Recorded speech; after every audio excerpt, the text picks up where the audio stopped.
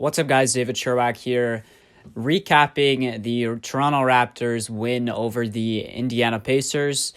And wow, what an absolute beatdown that game was. The Raptors won by 46 points. 46 points, which is the largest margin of victory in Raptors franchise history. 46. Like, the Raptors have just completely owned the Pacers this season. I don't even know what else to say. The game was over after the first quarter, pretty much. Like, there's so much to talk about. Pretty much everyone in this game played good. So I'm not going to talk about specific players, really. I'll probably talk about Matt Thomas, though, because he was amazing tonight. But, 46 points. Imagine being the Pacers. Just imagine getting blown out by 46. And keep in mind, this is without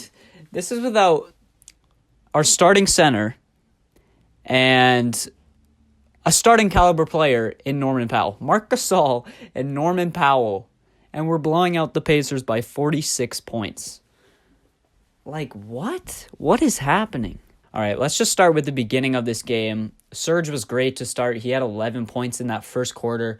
The Raptors started out with a 15-1 lead.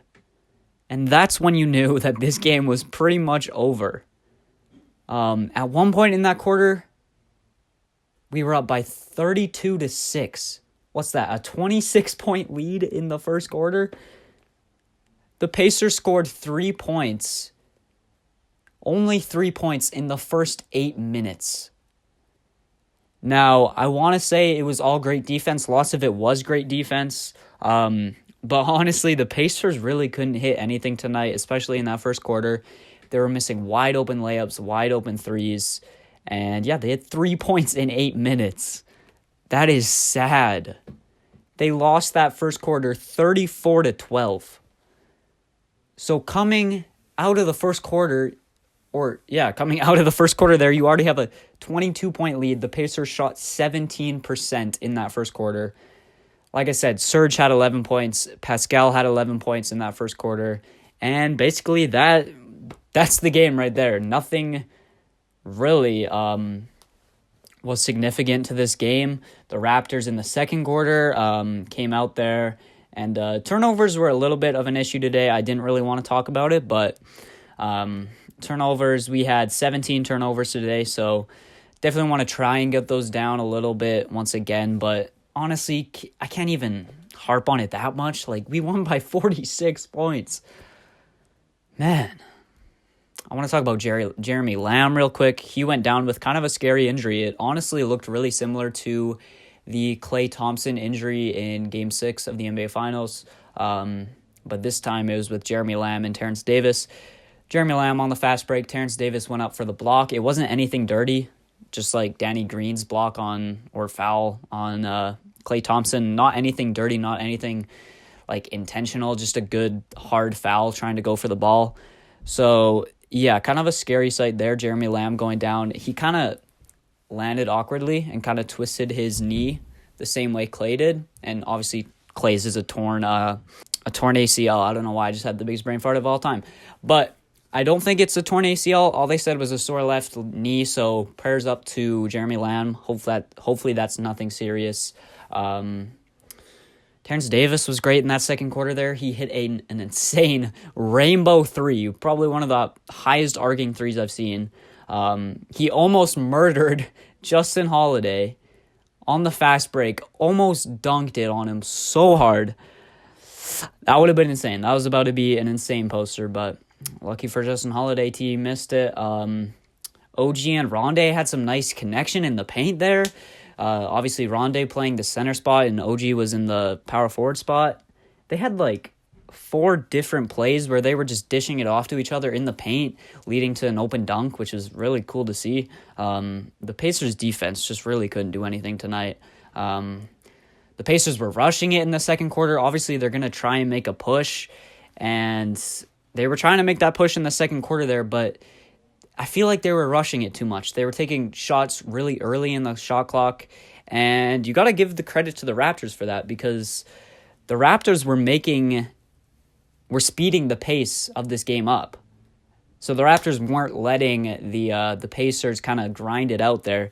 The Raptors kept playing fast, and at one point in the third quarter there, the Raptors were up 60-30. Kyle Lowry was taking charges when we're up 30. Just beautiful stuff overall to see in that second quarter there. And honestly, it was just really cool to see how the Raptors go up by 30.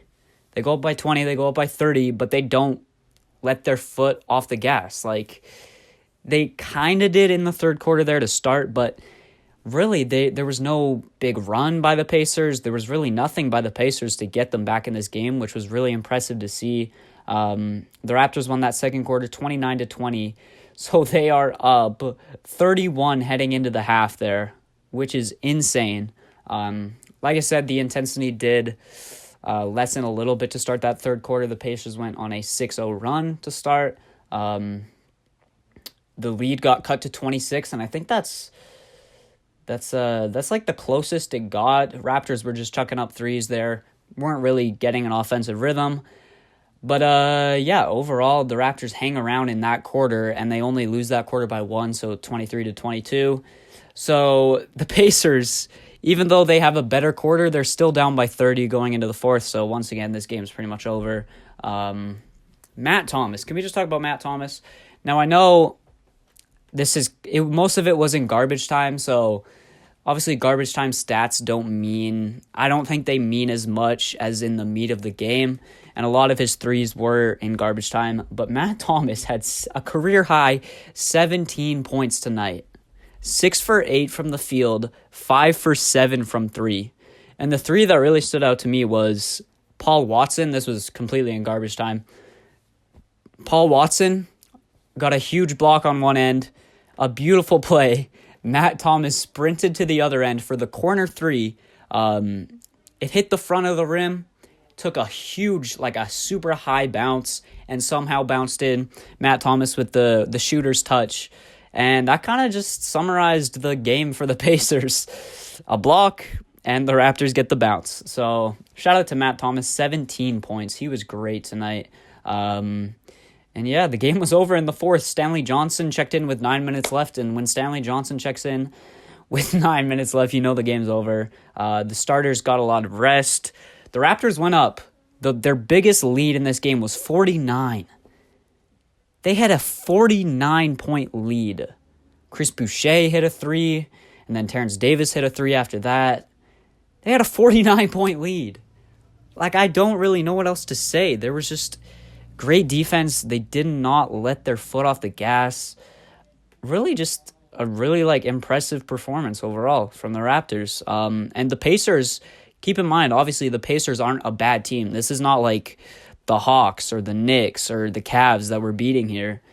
This is the 33-24 now Pacers, 6th in the East. Now, obviously, Victor Oladipo wasn't playing tonight, but we beat them twice already with Victor Oladipo. So this is just a really impressive team. This is this Pacers team. They got Malcolm Brogdon. They're coached really well. They got an all-star in Sabonis. And we blow them out by 46. Man, shout out to the Raptors. I hope we can keep this momentum going for the Bucks game on Tuesday, which obviously that's what everyone's looking forward to. And hopefully we can keep this good shooting. Obviously the Bucks are going to be a way harder team to beat. They're going to play better defense. They're not going to miss open layups. Obviously they have the best player in the world, I think, right now in Giannis. And it's going to be a tough one. But yeah, this game, something I wrote down here is this game seemed really similar kind of to that Utah Jazz game back in December, I think it was, at home. The Raptors really put that Jazz team away in the first quarter. The Jazz did kind of make a run at it in the second half there. I think it was only a 20-point win, but the Raptors went up as much as 40, I think, in that one too. And this kind of seemed similar to that one.